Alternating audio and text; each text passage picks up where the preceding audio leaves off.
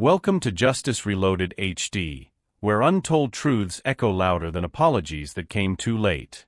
There are people in this world who have so much power, so much wealth, they forget to look, really look, at those who are quietly saving their families from falling apart.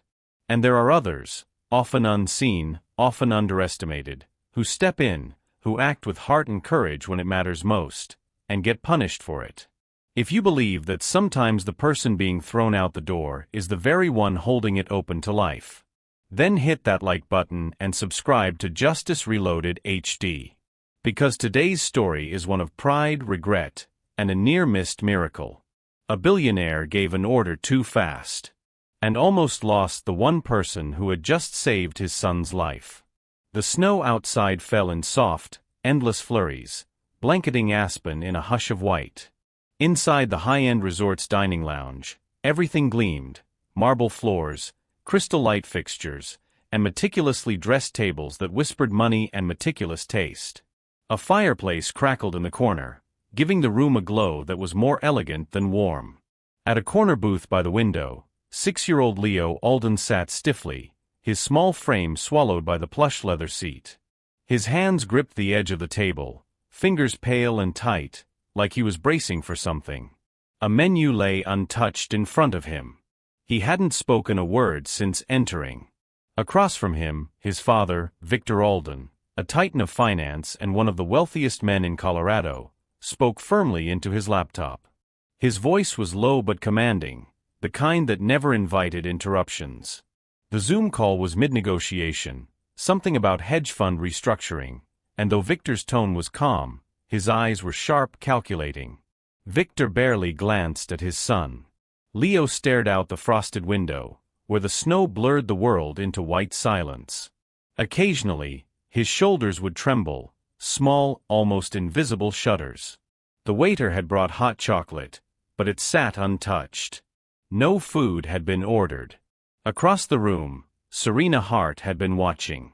At 33, she moved with the quiet precision of someone who knew how to blend into opulence without being seen. Her uniform was spotless, her posture straight. But her eyes, those eyes noticed everything. Especially the child in the corner. She'd worked here just under 4 months, ever since her mother's cancer treatments had pushed their bills past breaking. But before this job, before the stress and exhaustion and late-night sobbing in the staff locker room, Serena had spent years working at a pediatric rehab center, specializing in children with developmental disorders. She knew that look. The distant eyes. The rigid hands. The subtle rocking. The quiet that wasn't peace, but panic. He's overstimulated, she thought. And hungry. And scared. She approached quietly, not with a tray or a bill, but with a small glass of warm water and a soft tone. "Hi there," she said gently, crouching to Leo's eye level. Leo didn't respond. His breath was short and shallow. His fingers twitched against the table's edge. Serena turned slightly to the man still engrossed in his video call. "Sir," she said softly, but he raised a hand without looking, signaling her to wait. His conversation continued uninterrupted. She looked back to the boy, who now had a sheen of sweat above his lip. His knees had drawn up slightly, pressing into his chest. The air around him felt like a balloon ready to burst. "Would it be okay," she asked, more to the space between them than anyone in particular, "if I sat beside him for a bit?" No answer. Not from the father. Not from the boy. Victor was deep in discussion, eyes locked on spreadsheets. Serena didn't move right away. She waited, watching Leo for another beat. His lips parted slightly, but he still hadn't spoken. Her instincts screamed. This wasn't just a child in a bad mood. Something was wrong. She made a careful decision. With slow, measured steps, Serena circled the table and slid into the booth on Leo's side, leaving a respectful gap between them. She didn't touch him. She didn't speak again. She just sat. For the next several minutes, she said nothing. She placed the warm water on the table between them and folded her hands in her lap. Just breathing. Just being there. And for the first time in nearly an hour, Leo blinked. Serena remained still, her presence beside Leo as quiet and intentional as snowfall. She didn't try to talk him into eating or force a smile onto his face. She simply waited, breathing slow and deep, modeling calm in the hope that he might mirror it. Then, with care, she reached into the pocket of her apron and pulled out a small, clear Ziploc bag. Inside was a soft oat biscuit, homemade, free of common allergens. No peanuts, no dairy, no gluten. At her old job in the rehab center, they'd kept these on hand for moments just like this. Kids too overwhelmed to accept a full plate but too hungry to go much longer. She placed the bag on the table gently, where Leo could see it but not feel pressured. "No rush," she murmured. "Only if you want." Something shifted in Leo's posture. His hands loosened from the table edge, his shoulders sank just a fraction. His eyes flicked briefly to the cookie, then away. Serena recognized that glance. It was a maybe. And maybe was enough. She opened the bag slowly, peeled back the seal with practiced hands, and slid the soft treat halfway across the table. Leo's fingers moved, tentative, bird-like. He reached out, trembling, and just as he touched the edge of the biscuit, his body jerked. A spasm shot through him so suddenly Serena almost missed it. Leo's breath hitched. He sucked in sharply, eyes wide, lips paling to an eerie bluish tint. His small hands clutched his throat, and a thin wheeze escaped him. His chest began to rise and fall in rapid, shallow bursts. Serena's heart dropped. "Leo," she asked quickly, leaning in, "can you breathe?" The boy's face was now ghost white, his nostrils flaring as his body tried to drag in oxygen. He shook violently. His lips were turning purple. Serena didn't hesitate.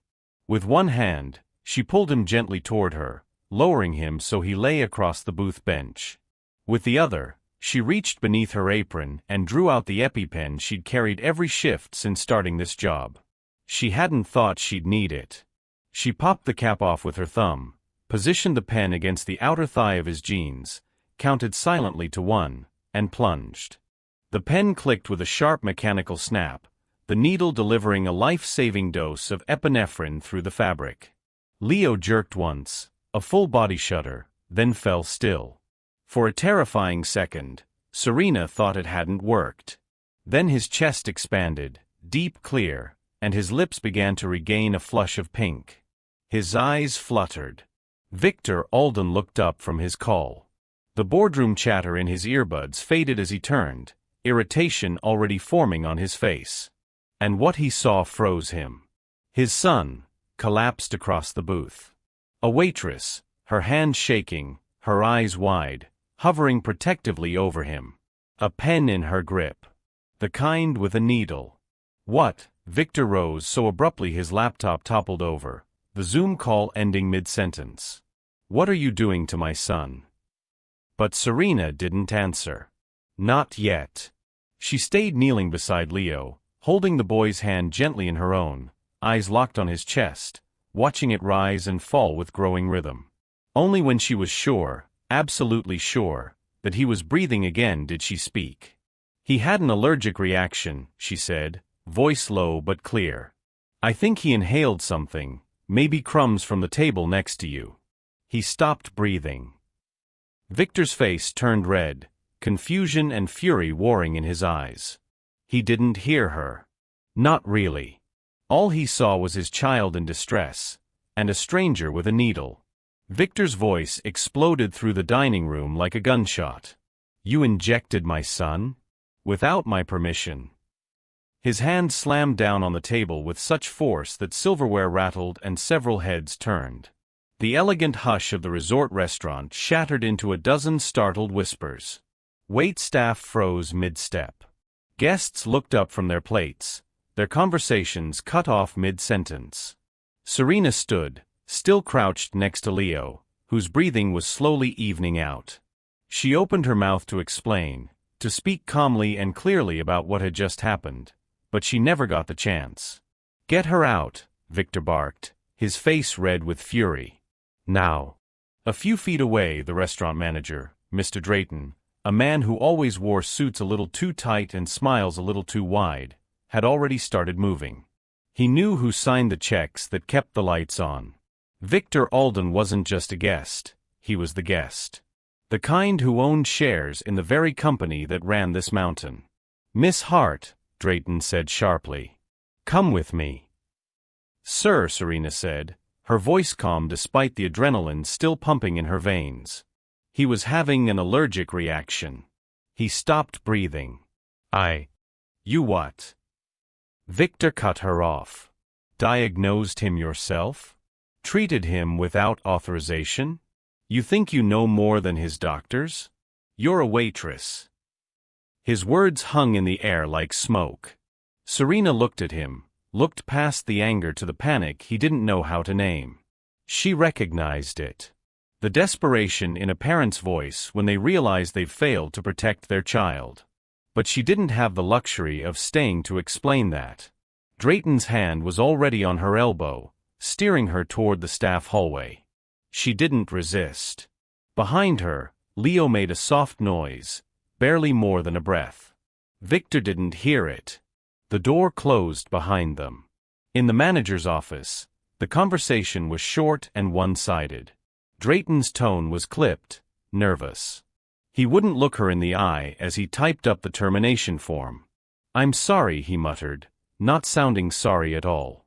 "This is out of my hands." Serena sat silently as he printed the paper, handed it to her, and asked her to sign. She did. Without a word. There was no argument, no pleading, no tears. She folded the paper, placed it in her apron pocket, and stood. She didn't ask for severance.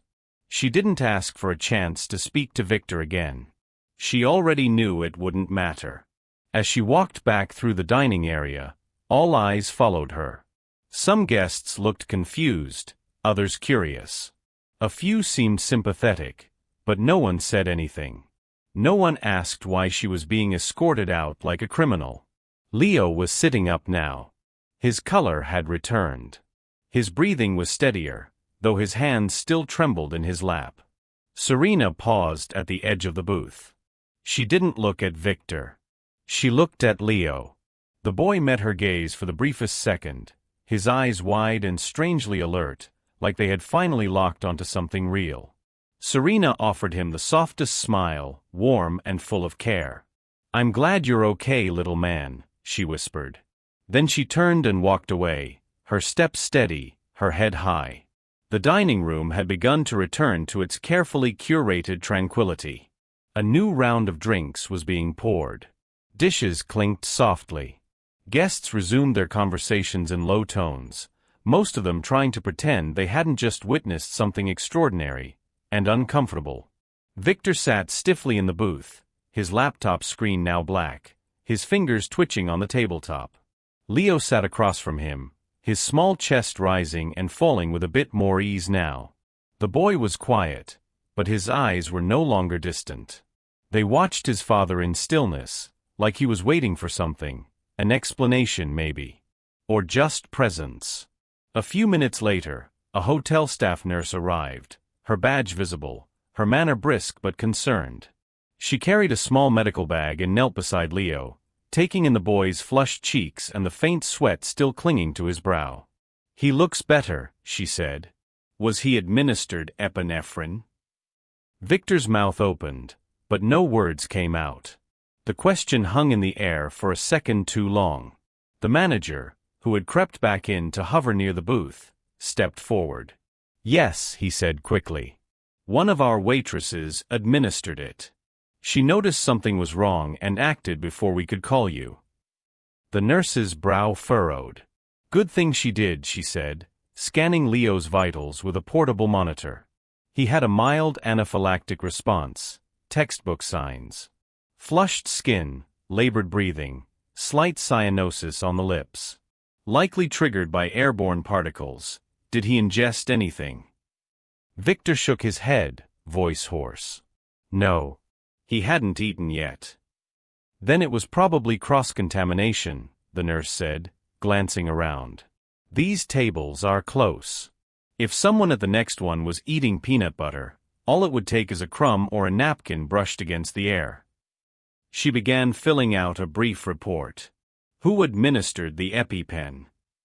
Victor didn't answer. He looked at the manager, whose expression tensed. Serena Hart, the manager said, almost reluctant. She used her own pen. Said she carried it because of previous experience with kids like him. She's no longer with us. The nurse looked up. You fired her? The manager shifted uncomfortably. There was an incident, Mr. Alden thought. Victor didn't hear the rest. His ears had gone hollow, as if someone had pulled the sound out of the room. Serena, the waitress, the one who'd sat quietly beside his son, the one he'd ordered out, had yelled at, humiliated, dismissed. She had saved Leo's life. He turned slowly toward his son. Leo's small eyes met his, and for a moment, Victor saw something that made his chest tighten. It wasn't anger. It wasn't fear. It was disappointment, quiet, but deep. Leo's voice was barely more than a whisper, but it sliced through Victor like a blade. She helped, Leo said. You didn't. Victor didn't breathe for a second. He stared at his son, stunned, not just by the words, but by the fact that Leo had spoken at all. The boy who barely uttered syllables to his therapists had spoken. And what he chose to say wasn't about his allergy or the pain or the fear. It was about her. The waitress. Victor felt the weight of every second he'd spent ignoring his son at that table. Every moment his eyes had been on a spreadsheet while Leo had sat shrinking inside his own body. Every dismissive gesture, every failure to see what the boy needed, not just in the moment, but always. He had been there, and still, he hadn't really been there. And someone else, a stranger, a woman he hadn't even noticed beyond her uniform, had done what he should have done. What a father was supposed to do. The nurse glanced between them, then quietly packed her bag. She knew not to interrupt a moment like this. Victor didn't move. The words echoed in his head, over and over. She helped. You didn't. The snow had thickened outside, cloaking the resort in a heavier silence. The lights from the grand lobby spilled onto the driveway, casting long golden beams across the white-covered ground. Victor stood just beyond the glass doors, no longer holding his phone, no longer thinking about numbers or meetings or boardroom deals. He wasn't sure how long he stood there. Inside, his son was safe, breathing, alive, and it had nothing to do with him. He stepped outside. The cold bit into his skin instantly, but he welcomed it. It felt appropriate, like the weather knew how ashamed he was and wanted to sting him for it. His shoes crunched softly on the snow-covered pavement as he walked across the lot, scanning the row of cars and staff vehicles near the back. And then he saw her. Serena stood next to a small rust-colored hatchback, the kind of car that barely passed inspection but never quit. Her jacket was thin, not made for Colorado winters, and she wore no hat, her breath turning to mist in the freezing air. She had just finished unclipping her name tag, which now sat in her hand, slightly bent. Victor slowed. For a moment, he considered turning back. What could he possibly say that wouldn't sound hollow, too late, or self-serving? But then he remembered Leo's words. Not just the content, but the way he'd said them. Like truth. Like finality. He stepped closer. Serena didn't turn. She must have heard his footsteps, but she didn't acknowledge him. Her hands busied themselves with brushing snow off the windshield, though it was already clearing up. When he finally reached her, he stopped a few feet away, leaving space. The words caught in his throat before they even reached his mouth. I'm the one who gave the order, he said quietly, his voice cracking. She froze. Victor took a breath, eyes burning. You're the one who saved his life. And I didn't even say, thank you. The silence between them was long, but not empty. Serena turned then, slowly, her expression unreadable. There wasn't anger in her face, but there was weight. There was history. There was the look of someone who'd been misunderstood far too many times and had learned not to expect redemption. Still, she didn't look away. "You still can," she said softly. "But only if you look him in the eye when you do." Victor blinked. The words landed harder than he expected. Not because they were cruel, because they were right. She wasn't asking for him to thank her. She was asking him to show his son the kind of respect and honesty he'd failed to give when it mattered most. "I will," he said, nodding. "I promise." Serena studied him for a moment longer, then gave a single nod, nothing dramatic, just enough to say she'd heard him. Victor glanced down at the crumpled name tag in her hand. "He talks," he murmured. "My son. Not often, but when he does, it means something." Serena nodded. "I know." Victor looked up, his eyes meeting hers. "You saw him. I didn't." "That's not the part that matters," she said. "The part that matters is what you do next." With that, she turned back to her car, pulled open the driver's side door, and slid inside. Victor stood there for a long time after she left, the wind blowing harder, snow catching in the creases of his coat. And for the first time in years, he didn't feel like a CEO. He felt like a man who had just been given a second chance, and wasn't sure if he deserved it. Victor Alden didn't sleep much that night. The image of his son lying limp in that booth, and the quiet strength of the woman who had saved him, played over and over in his mind. He had built empires on logic and data, yet nothing about that day fit into his tidy equations. By morning, the snow outside had softened to a light dusting. The mountains sparkled beneath the rising sun, but Victor wasn't looking at the scenery. He was looking at Serena's name on a termination report, printed in black ink and filed under immediate dismissal. He tore it in half. Then he made a call. It wasn't to human resources. It was to the head of the resort's child services team. 2 days later, Serena stood outside the same resort, a folder in hand and a look of wary curiosity on her face. She had agreed to return, but only for a meeting. No promises. No uniforms. No apologies accepted unless they came with action. Victor met her in the sunlit conference room overlooking the snowy pines. He didn't sit at the head of the table. He sat across from her, like equals. "Miss Hart," he began, clearing his throat. "I'd like to formally invite you to return to the resort. Not as a waitress. As something far more important." Serena raised an eyebrow, silent. "We'd like to create a new role, supervisor for special guest care. A program tailored for children with sensory sensitivities, allergies, developmental needs. You would oversee it. Build the team. Train the staff. Design the protocols." Serena didn't flinch. "And what changed your mind?" Victor looked down at his hands. "My son spoke 3 words. And they were truer than anything I've heard in years." She waited. "I don't want to just say I'm grateful," he said. "I want to act like it. I want every child who walks through these doors to be seen the way you saw Leo. And I want their parents, people like me, to learn how to see them too." Serena tapped her fingers once on the folder she brought. "If I agree," she said, "we do it my way." Victor nodded without hesitation. "Absolutely."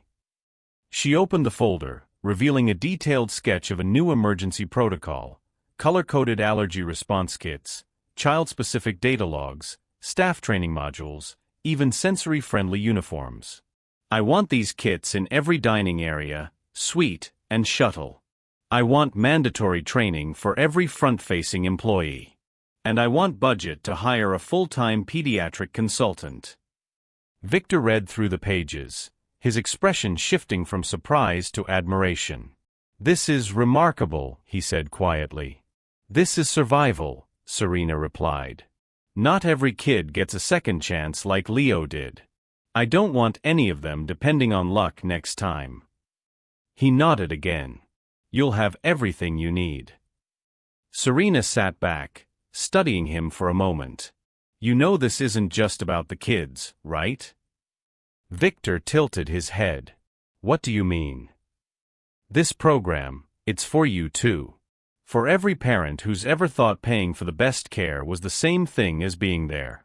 You can't outsource presence. Victor smiled faintly, wounded, but grateful. Then I'll be your first student. And he was. Over the next several months, Serena built the special guest care program from the ground up. Staff who once saw kids like Leo as difficult learned how to speak gently, wait patiently, recognize a meltdown before it began. Chefs learned how to avoid cross-contamination. Hosts learned how to spot a child in silent distress. Victor didn't just fund it. He showed up. He took part in training seminars. He asked questions. He listened. He began to understand his son in a way he hadn't before, not through charts or reports, but through presence, through care, through slowing down. Leo, for his part, noticed.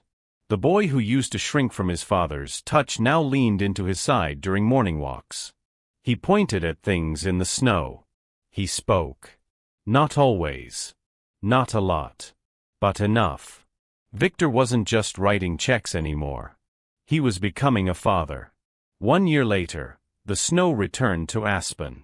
It dusted the rooftops and softened the outlines of the tall pine trees, just like it had that day in the restaurant.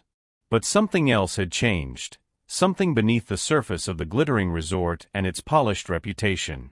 The change had a name now. The First Response Project. Founded and directed by Serena Hart, it had quickly become a model for other resorts across the country. It wasn't just a training program, it was a cultural shift. Under her leadership, every member of the staff, from concierges to janitors, underwent intensive instruction on how to recognize and respond to the unique needs of children with allergies, sensory sensitivities, and developmental conditions. But Serena didn't stop there. She had built an emergency readiness curriculum that became mandatory in onboarding for every new hire. She oversaw the installation of customized EpiPen stations, low enough for a child's hand to reach, and introduced de-escalation spaces within the resort for children overwhelmed by crowds or sound. She taught people how to see what most overlook. She had become a quiet revolution in a place built on appearances. And on this winter morning she walked through the resort's dining lounge just as she always did, clipboard in hand, scanning the floor for subtle signs, a server whose approach might need adjusting, a child who looked away too fast, a guest who seemed unsure but afraid to ask for help. She passed table 14 without pausing. But then she caught sight of something. A boy. Leo. He was sitting comfortably beside his father, their chairs close together. Victor leaned down to hear him say something, and the boy, his face open and curious, pointed to a painting on the wall.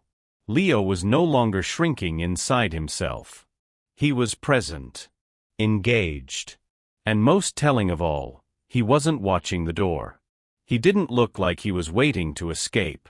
As Serena moved past, Leo spotted her. He raised his hand, gave a small wave, and smiled, a real smile, not the forced kind children wear when prompted. It was the kind that came from knowing someone had once truly seen you. Serena returned the gesture with a subtle nod and kept walking. She didn't need words. Victor, too, had changed. He had learned how to listen, not just to Serena, or the experts, but to his son. He'd stopped mistaking money for presence, and protection for connection. He didn't hover. He didn't overcompensate. He simply showed up. Pinned to the lapel of his blazer was a small silver badge, shaped like an EpiPen. It had no name, no title. No press release had been written about it, and no ceremony had been held. It wasn't branded. It wasn't marketed. It was just there, quiet, steady, visible only if you looked closely. But everyone who worked at the resort knew what it meant. It was for her. For the woman who had once been dismissed without a second thought. For the person who saved a life and then walked away without demanding credit. It was a reminder, etched not in gold, but in humility. Victor wore it every day. Not because he had to. Because he needed to. Outside, The snow continued to fall. Inside, the dining room glowed with the warmth of morning light, and somewhere between table settings and coffee cups, a quiet kind of redemption took root. It didn't come with applause. It came with peace. Sometimes the people who save our lives don't wear capes, they wear aprons, carry quiet strength, and disappear before anyone even says thank you. This story reminds us that seeing someone, truly seeing them, is an act of courage. Serena wasn't just a waitress. She was a lifeline. And Victor wasn't just a father, he was a man who had to learn painfully that love isn't about providing everything. It's about being there when it matters. As we grow older, we come to realize that the most important moments aren't the ones with noise or applause. They're the ones filled with silence, humility, and the chance to do better. Whether it's saying, "I'm sorry," or looking someone in the eye and finally showing up with your whole heart, redemption is never out of reach. No matter our age, we all have something to learn, and something to give. So today, ask yourself, who did I overlook? Who deserves a second glance, or a second chance? Sometimes the most heroic thing you can do is listen, and choose again. If you believe that some heroes wear aprons, not armor, and that a quiet act of courage can change the course of someone's life, then leave a like for the women who do the right thing, even when it costs them everything. And don't forget to subscribe to Justice Reloaded HD, where we honor the stories that remind us, never judge a soul by their uniform, because the hands that serve your table just might be the ones holding the line between life and loss. We'll see you next time.